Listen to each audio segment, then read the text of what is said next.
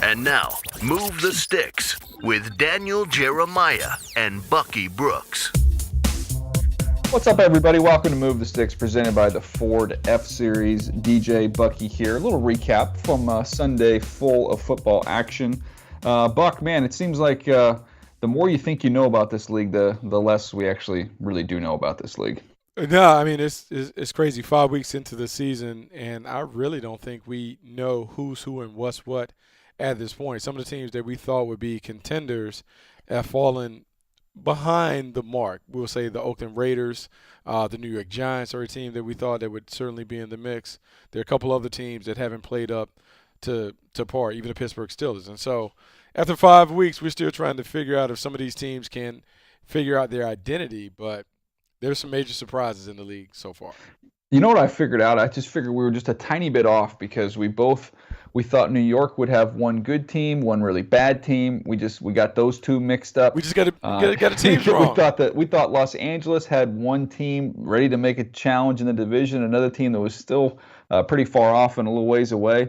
Maybe we switched those up as well. So I think we were close, man. We just had the wrong team in the right city. Absolutely, we're in the neighborhood. We just didn't get the right house. Hey, this is what we're going to do today. We got our 10 takeaways. This is what we do each and every Sunday night as we record this. Most of you probably listening to this on a Monday morning. Just a way to kind of recap the action that took place on a Sunday. And the way we do this, do 10 takeaways. And today we're adding a little spice to it here. We've got Sully doing some extra work for us here. Producer Sully has got some sound for us on each of our 10 topics. Sully, you've been getting after it today, buddy. We're proud of you. Little Emeril Lagasse spice. Pow! Oh, Bam! Nice. It's a little spicy. I like it. Let's get it. Well, let's jump right in here. First one for me, we always start with the Sunday night game, and to me, the biggest takeaway from this game, there are several, but the biggest, I think you have to go to the injury to J.J. Watt, and man, this was a real bummer to watch. Smith took a shot. Brennan Scarlett coming up the middle, and J.J. Watt is down. Slow to get up. He's at the 25-yard line, face down. Texans get off the field on third down, but this could be extremely costly. And I'm not sure that he was hit, Mark. He was just in a pass rush. And just went down. Yeah, that was some brutal news there in that one, Buck. It was brutal. You talk about a guy who is everything that you wanted to position. Outstanding player, great leader, excellent worker, and the fact that he fractures his leg, is out for the season, coming off the back surgery a year ago. It's unfortunate at this time, but you wonder, will we ever see the great J.J. Watt return again? Yeah, this is a tibial plateau fracture, and our Ian Rappaport, I believe, has put it out there on Twitter that this is probably going to cost him the season, which is a real bummer for J.J. Watt. We brought it up not too long ago saying, man, I hope we're wrong. I hope this is not a Tiger Woods scenario where you see somebody just completely dominate his sport, and it's just kind of a brief run, and then start with a back injury and other injuries kind of pile up, and we never see the same guy. Man, I would hate it if we don't get to see that version of J.J. Watt we saw a couple years ago, who really dominated this league for, good 3 years. We finally got both of them together, him and Clowney. Been wishing for it. Briefly. Finally got them together, and then it's that train's off the track already.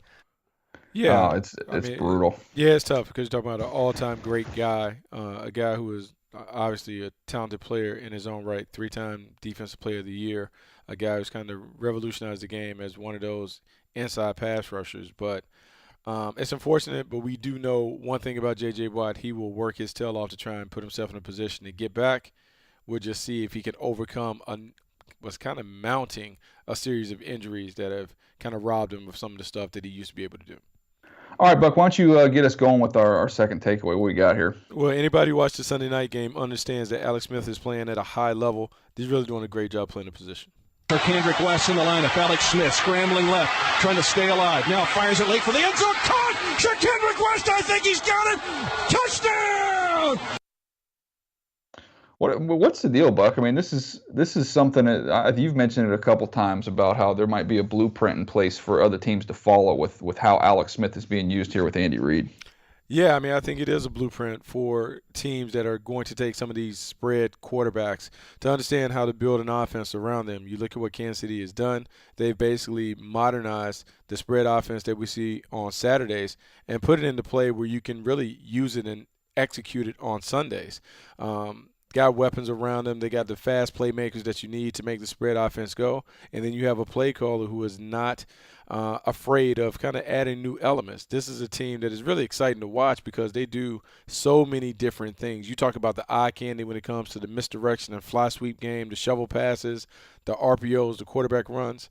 They do everything that you see in college games, and this older quarterback is finding a way to continue to have success doing it. Yeah, I mean, pushing the ball vertically, taking their shots early, kind of they beat you up with the long ball, and then they come back. It seems like the close of every game, we're seeing Kareem Hunt get some chunk plays at the end. So they kind of run the wheels off you a little bit down the field with the speed with Tyreek Hill, and unfortunately had a big injury in this game to it was awful. Did you see this Chris Conley injury? They showed it, and they showed it the slow motion. I tore my Achilles, so I got to actually see what that looks like. You see it kind of like a fruit roll-up, just kind of roll up the back of his leg. Man, it was nasty. No, I didn't get a chance to see that injury, but I did read about it, and it's unfortunate because he was a really good player for them, someone that wasn't necessarily one of their star players, but he was kind of counted on in those key situations. So they have to find someone to replace him, but it's unfortunate that he popped his Achilles. Yeah, and then in that game, you talk about the blueprint. Look, Deshaun Watson, I think that's 9 touchdowns. Now he had 5 in this game. I know a couple of them came late in garbage time, but still, he's got 9 touchdowns through the air, 1 on the ground in the last 2 weeks. So following that blueprint, getting him comfortable, doing some things he did at Clemson, and when in doubt, just go ahead and find your number one target there, and that's something that he's done extremely well. Will Fuller's coming along as well. It's not just Hopkins. So those two, they're going to be a formidable group going forward. Yeah, absolutely. You talk about spread offense. They really ran a modernized version of what he did at Clemson. We saw all kinds of ghost motion, fly sweeps, a lot of things that he did really successfully at Clemson. The thing that we will continue to need to see from Deshaun Watson, can he adjust when the defenses finally catch up to some of the things that the Texans are doing? Yeah, no question. Let's see how that offensive line can hold up around him as well. Something to keep an eye on. So we had 2 takeaways there from that game. Big Sunday nighter. Congratulations to the Chiefs, 5-0, and they are rolling. All right, number 3 on the takeaway list. It's that guy again, Aaron Rodgers. What do you know? He does the same thing over and over again. That's another rookie, Xavier Woods. This one, Adams, touchdown! They come right back to it. They come right back to the same route that they just threw on the previous down, and this time Rodgers puts it where he wants. Yeah, the previous ball could have been intercepted. It was they tried back shoulder fade, and it was a little bit off target by Aaron Rodgers. Leads the epic comeback there against the Dallas Cowboys. And Buck, it just seemed like you had that much time left. Dak celebrated. They thought they had this thing won. I don't know. I can't think of anybody else I'd rather have. And I'm not just talking about currently in the NFL. If you told me you give me that ball in that situation, I can pick any quarterback. I think I'm taking Aaron Rodgers. He's got more tools at his disposal than anybody that I've ever seen at that position. He's unbelievable. We talk about quarterbacks coming in 2 categories, trucks and trailers. He is the ultimate truck. He carries that team. He's carried it when they don't have a defense. He's carried it when they've been missing some of their wide receivers. He carries it when they don't have the ability to put 2 offensive tackles out there and they have to play with 4 guards and a center. He is the Green Bay Packers in terms of the way that he plays the game. He's a franchise quarterback. He is what we all look for when we're on the road looking for quarterbacks. This guy does it all. I mean, he just makes miracles happen whenever he has the ball. And all you can ask for from a franchise quarterback is to give you hope. He certainly gives you hope every time he gets the ball, no matter what the situation or circumstance is. Yeah, no question. One little side note here. Aaron Jones, the rookie running back out of UTEP, they had drafted 3 running backs in Green Bay. He was the one that stepped up today. Went back and looked up my notes on him. I said some teams really love this guy. He reminded me of Justin Forsett. He's slithery. He's quick. He's more of a one-speed guy, press the hole. He's a pause, peek, and go, the way I described his running style, but had over 100 yards today for the Packers. So hats off to him. Did a nice job for that ball club. He did do a nice job. And, in fact, I would say he may be an upgrade over Ty Montgomery in terms of being just a pure running back. This is an offense that missed that element in the run game, and Ty Montgomery hasn't necessarily been able to give them that. Maybe Aaron Jones plays more and becomes a key contributor as they continue to build their identity on offense. All right, Buck, what we got? What's up next here? Big Ben Roethlisberger didn't have a great game and sounded like he might be done. I'm not playing well enough. You doing anything there? Why is that? Don't think so, but maybe I am. Maybe I don't have it anymore. Whoa. Okay now. Alrighty. I saw you tweet about this, Buck. So, I mean, I know it caught your eye with those comments. I know 5 picks for Ben. Not his best effort by any stretch. He's never had a game with 5 interceptions. We sat there and watched it live on Game Day Live. And, man, he sounded pretty dejected after this was over. Yeah, he sounded pretty dejected. And I know he's being a little dismissive and probably sarcastic with those comments. But whenever you begin to put those comments out there in the atmosphere, it means that you have seriously kind of thought about walking away from the game. And we know that he kind of flirted with possibly retiring. But now I'm beginning to wonder, what is his mindset like? Because to play this game, you have to be all the way in. And the way he just talked about maybe he's not good enough, those things kind of peek inside his soul. I don't know if Big Ben Roethlisberger is going to be the same. I don't know if he can get himself out of this funk because he doesn't appear to be all in, and they really need him to be all in if they're going to reach what we thought they could be. I'll tell you what, I went back and looked through his last 16 games. So if you just go through his last 16 games and make that a season, 29 touchdowns, 16 interceptions. He's been sacked 20 times, but even really, it's probably the last 8 or 9 games. It's darn near even when you look at touchdowns, interceptions. Just you have a 5 turnover game. That's gonna skew the numbers a little bit. But man, they have not. Looking at he did have 300 yards against Jacksonville. You got to go all the way back to a 400-yard game. I believe that was against the Cowboys going back to last year. I mean, it's been a drought. It has not been just a one-game deal here with his frustration with Ben Roethlisberger kind of boiling over it. And I know something we've talked about a bunch before. The other 04 quarterbacks, Eli and Phillip Rivers, squaring off in the game won by the Chargers. But this 04 quarterback class, are we getting to the point where you wouldn't be shocked if next year either all 3 of them decide to move on or maybe even just hang it up? That was the Cowboys, by the way. That 400-yard game last year. Was it? Yeah, there you go. Yep. Yeah, so I get anytime you get a printout in Excel with no lines on there, it's risky when you're trying to get from the left to the right. It's a little bit dicey there, but nicely done, Sully. Nicely done, Sully. Yeah, I mean, I think obviously there were conversations last year about these teams having to invest in the quarterback position in the draft. I mean, none of the teams really went big and went with a big pick on that. But I think it's time that we have to consider. And maybe we've been spoiled by the Tom Brady greatness. Tom Brady being able to play great into his 40s. Most quarterbacks it's appearing that they don't have the ability to kind of sustain that level of success as they get older. I think for all of these franchises, the Steelers, the Chargers, the Giants, it's time to begin to identify who is going to be the next quarterback that drop in there. And it may happen in the 2018 draft. Yeah, no question. It'll be interesting to see what those teams do in the offseason and see if the play maybe will turn around for those 04 QBs. All right, next one, number 5 on the list. We can go through this one quickly. We've talked about this team a bunch. I think we've kind of done a good job of identifying what they're trying to do, but they're building a bully down there in Jacksonville. He gives to Fournette. He's into the open field. He is into the open field in the Steeler territory. Watch this. Are you kidding me? Touchdown! Leonard Fournette just went 90 yards. That was the walk-off there at the end of the game for Leonard Fournette, kind of the exclamation point on that win for the Jags. This is a team now that's beat up the Baltimore Ravens, who are known as a physical ball club. They go to Pittsburgh, beat up the Pittsburgh Steelers, who have long been known as a physical organization.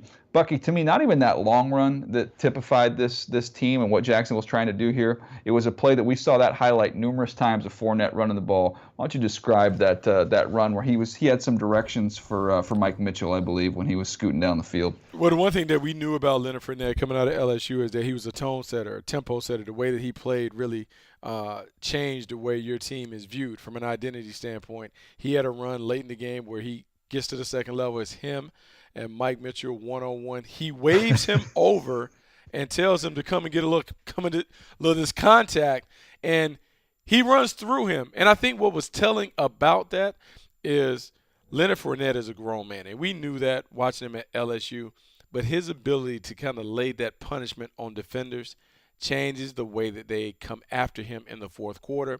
I don't think it's a coincidence that we saw him break out in the latter stages of the game, because he is a physical workhorse and he really imposes his will on opponents. And I would love to put this tattoo, if you could put this tattoo on everybody on the offense for the Jacksonville Jaguars because this is the formula. It's the winning formula. If you're looking for the winning formula, it's 37/14. That's what it is because it's 37 carries and that's 14 passes in this ball game for Jacksonville. That's a formula for these guys. Look, Bortles threw for 95 yards and they won a game going away 30-9. You get 2 defensive scores. He had an interception. Really wasn't his fault. Shazier ended up plucking it off of a receiver and pulling it in. But that's the formula for this football team, Buck. That if they can be 2-1, run to pass, play great defense, they're going to win a lot of games. I think you have to remember in training camp, their coach, Doug Marrone, said a perfect game for them would be 0 pass attempts. And everyone kind of laughed and snickered when he said that. But in the end, really, the Jacksonville Jaguars are playing the way they want to play. If they're able to kind of keep those pass attempts under 15, under 20 for Blake Bortles, we are seeing them win games like that. And when you start to win games like that, your team begins to believe this is who we are. We can run it at anybody and have success. Once they start having that kind of success on the ground, look for these explosive plays to start popping up through the air. All right, before we get to number 6 here, one little side note I wanted to mention because I was looking through some numbers and this just caught my eye. I thought this was pretty bizarre. We're not going to get too much into the Raiders. Derek Carr did not play today, but Amari Cooper, Bucky, 12 catches this year. Antonio Brown and Lev Bell each caught 10 balls today. Oh, I mean, it's a problem. It's a huge problem. It's a huge issue in Oakland. The issue is not only the play caller in terms of trying to get the ball to Amari Cooper. Amari Cooper's not playing great. Amari Cooper had 7 drops coming into this game. I don't know if he had one today, but what we're seeing is he is not getting open against elite corners on the outside. Whatever it is, he doesn't necessarily like the physicality when people kind of muscle him up. He is going to have to solve that issue, or week in, week out, he's going to see more defensive backs walk up and play nose-to-nose and dare him to beat him over top. Yeah, no, I just took a little detour there, but I just thought that number was pretty insane. We're at the halfway mark here. What's number 6 on the list today, Buck? It always takes us 3 years to find out if a player can play or not. I'm beginning to believe that Nelson Agholor is what we thought he was when he came into the league. He steps up. He is floating it deep, and it is caught by Agholor at the 20. Cuts back at the 10, at the 5. He is in for the touchdown. He falls backwards. My God. 72-yard bomb to Agholor. Well, look, Bucky, this is something we've seen a bunch from Nelson Agholor this year, making some plays down the field. We talked about it in training camp. He's got his confidence back, and it looks like you mentioned it, the Eagles maybe have the comeback player of the year, but for sure they've got a player that they thought they had when they drafted him back in 2015. Oh, for sure. He has been a stud for them and settling into that role. He is the number 3 receiver on that team, meaning that Torrey Smith and Alshon Jeffrey can get all the attention. He is able to do work against the number 3 cornerback, which appears to be a better fit for him. If he can continue to make these plays kind of away from the spotlight, it is just enough to keep this Eagles offense going. And when you look at the Eagles, I know Carson Wentz had a great game, but one of the biggest things that has really helped their offense, their ability to run the football. And as long as they can stay balanced with the defense that they have, they're going to be a tough out in the NFC. I went back and looked up some of my notes on Agholor. First of all, he was just over 6 feet, 198 pounds, ran 4.42. I like the fact he was inside. He could play outside, burst his transition. You talk about somebody in and out of breaks was explosive, does a nice job working back to the quarterback. He's elusive, which we definitely saw on that touchdown, being able to get away. And then I thought he runs up on his toes a little bit, had kind of a unique running style. But, man, he's coming to his own here for the Eagles, and just in time as Carson Wentz is playing at a really high level. Let's stay inside that division. This one, again, these aren't in any order of importance when we put this list together, but just 10 big takeaways. And this one would probably be much higher on the list if you were a New York Giants fan. All the injuries the Giants have dealt with at wide receiver, and now it's Beckham who's down. They've lost Marshall. They've lost Shepard. They've lost Harris. Yeah, they lost 4 wide receivers in that game. I don't know who Eli had left to throw to. I'm anxious to see the tape once Beckham went out of the game here, Buck. But at this point in time, you're an 0-5 football team. If this is anything remotely serious, aren't you putting Odell Beckham on ice? Oh, I think he's done. I think even if the Giants don't do it, I think his representation should probably do it because it's in his best interest to disappear, make sure he gets right and comes back being the same player that he was. When Odell Beckham decided to kind of forego the opportunity that he had to hold out and said that he was going to kind of come in and play on good faith, he put himself at risk. And with this injury, he runs the risk of never seeing that payday that he wanted, because who knows if he'll return to the form that he had displayed his first couple years in the league. This is a tough one because I think Odell is a great player. I think he's their franchise player. We'll have to see how it kind of all plays out down the road. Buck, I don't know about you. Is there anything more surprising than the Giants sitting here at 0-5 right now? No, it's the biggest surprise. I'm absolutely shocked. I was one of the guys that thought they had a run to the title in their future when they had Odell Beckham Jr. with Brandon Marshall and Sterling Shepard's development, then going to get Evan Ingram. I didn't think people would be able to stop their offense, and I was really sorely mistaken. They have not scared anybody. The injuries that are affecting that group, I just can't see them getting off the mat. 0-5, I mean, I think you put a fork in them.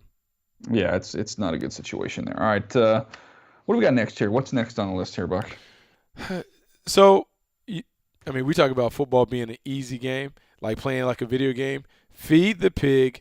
The Cincinnati Bengals have discovered that their best offense revolves around A.J. Green.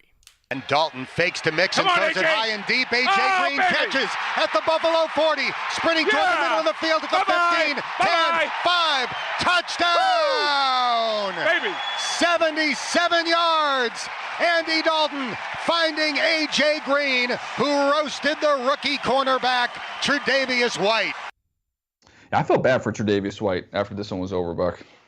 I mean, it was a tough day. I mean, A.J. Green goes big, goes over 180 yards, makes a ton of big plays, shows why he's one of the top 5 receivers in the league. The bigger thing is the Cincinnati Bengals offense is back on track.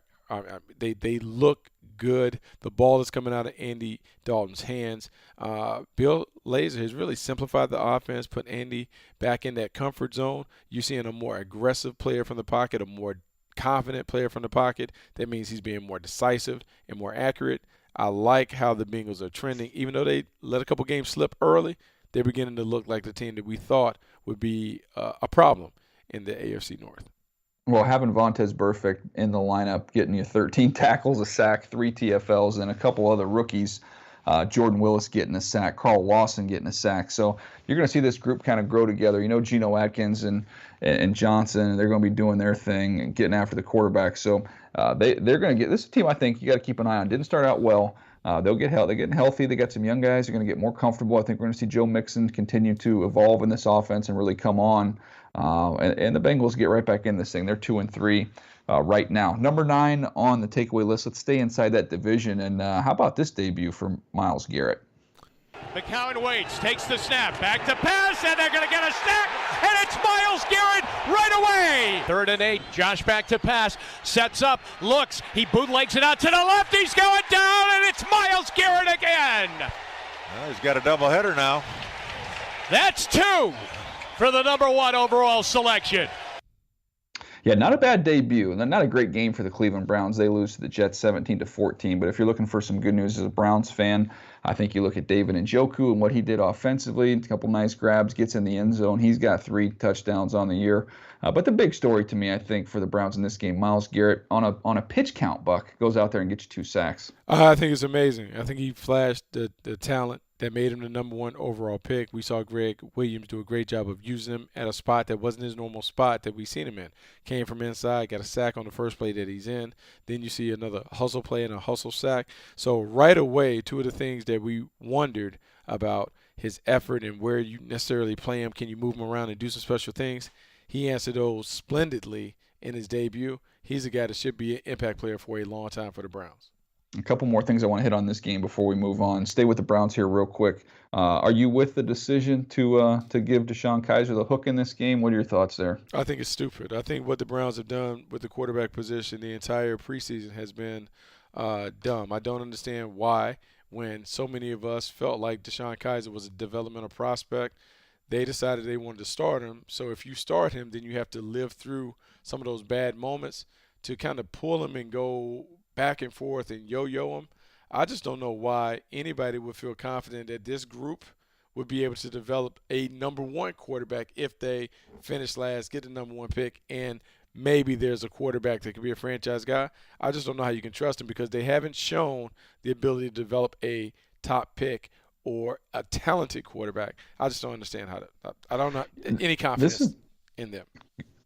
this is my thing with Cleveland. I come back to the same thing. I don't care. Look, sometimes you're going to have the right plan. Sometimes you're going to have the wrong plan. But you got to have a plan. And I just don't know what the plan was. If, like you said, if you're going to throw Kaiser out there, you're committed to him, sink or swim. We're going to go with this kid. Yeah, or if you want to say, hey, we're about trying to win games right now. You want to take our time with him. He's not ready to play. We're not going to rush him. We're not going to put him out there and have him fail. We're going to wait until he gets a little more comfortable, and then we can give him a better chance to succeed. We'll get some more players around him and help him out. But to me, to start him initially and then to have this yo-yo thing going makes absolutely no sense to me. No, it doesn't make any sense. I mean, just pulling him in and out the game, no rhyme or reason. Like, look, he didn't play great, but there are a bunch of players that didn't play great for them. When you pull him out and then he has to stand in front of the lectern and talk to all the media members about why he came out, will he be the starter next week? I just think it's tough. I think that's something that Hick just come in. They have to have a plan. They just have to stick with the plan and believe in the process. And right now, I don't know if anybody in Cleveland believes in their current process, and I think that could be the impetus of the problem. Well, here's the other thing, side of this game we got to hit to before we move on to our last point. The Jets sitting here at 3-2, Buck. I've muted more Jets fans on Twitter than any other fan base because they keep wanting to come after me because I had quoted a personnel executive saying this was the worst roster he'd seen in a decade. I thought they were a lock to be the number one pick, and they've gone out and they've won 3 games. I tip my cap to them. The Jets are better than I thought they would be. I just want to remind those Jets fans, though, real quick, you just beat the Cleveland Browns by 3 points in a game in which you produced 212 yards of offense, a game in which the Cleveland Browns were inside your 5-yard line twice, got 0 points, a game in which the Cleveland Browns missed 2 field goals. And this is a Cleveland Browns team, Bucky, that has lost 30 of the last 32 games. So spare me that the Jets are all some great football team. I'm not buying that, but I will say they're better than I thought they would be. Well, I mean, I think they're playing better, and I think the reason that Jet fans can be encouraged is because it's all about the defense. You think about the last few picks they've had; those guys have stepped up and delivered. From Leonard Williams to Darren Lee to Marcus May and Jamal Adams, they've changed kind of the attitude on that side of the ball. On offense, Josh McCown has been the steady leader. They still don't have any blue-chip players at running back and wide receiver, but they got some workman-like guys that have been able to get some things done. So as long as they continue to take care of the football and play the right way, they're going to be in far more games than they lose. Yeah, and Josh McCown won a game in Cleveland, something he wasn't able to do as the Browns quarterback. He comes back with the Jets, though, and gets that done. And Josh is one of the great dudes in the NFL. Couldn't be happier for him in the success that he's enjoying so far this season with the Jets. All right, final one, Buck. This guy won an MVP a couple years ago, and we thought, well, what happened to him? Well, I think it's safe to say Cam Newton's back. Pumps once, lofts a pass, end zone, left side. Benjamin reaches out, makes the catch. Yeah. Touchdown! Benjamin is beautiful. Calvin Benjamin, the biggest wide receiver in the NFL there, Buck? What do you think? That's a big touchdown, but this game to me was all about the guy throwing him the rock, Cam Newton. Oh, it is all about the guy throwing the rock, Cam Newton. I think the Carolina Panthers have quickly discovered the best way to get Cam back to 2015 is to have a playbook that looks like the 2015 playbook. We're seeing the quarterback design runs. We're seeing the options. We're seeing him throw quick rhythm throws that are a little more down the field. Look, I understand what they're trying to do, protect him and kind of make it a dink and dunk thing to make it easy. But Cam Newton is what he is, and I think you're just going to have to go down with him being a runner and a big arm thrower. And however long that lasts, it lasts. But you got 7 years thus far. If you get 10, I think you have to be satisfied with what he is. But I know now that he only needs to play in an offense that is catered to his skill set like this one. How about just going back through his previous few games here? You start off with a big win over the Niners. Let's throw that one out. They're a team that hasn't won a game yet. They go to Buffalo, or they play Buffalo at home. They win a game 9-3. Okay, no touchdowns for Cam. Those for 228 yards. Next game, they play New Orleans with a defense we all thought was terrible. Cam, no touchdowns, 3 picks, only throws for $167, and everybody is saying, what is wrong with Cam Newton? The shoulder doesn't look right. He's never going to be the same guy we saw in that MVP season. It's not going to work. And then he comes back-to-back weeks against the Patriots and the Lions. 2 wins, combines for 6 touchdowns, 1 pick, throws for 316 against New England, 355 against Detroit, averaging over 10 yards an attempt. Buck, he's dialed in right now. He is dialed in right now. And, I think it's funny that it always appears to be a conversation about Cam Newton's job because of all the other stuff and because he's such a polarizing player starting in college all the way up.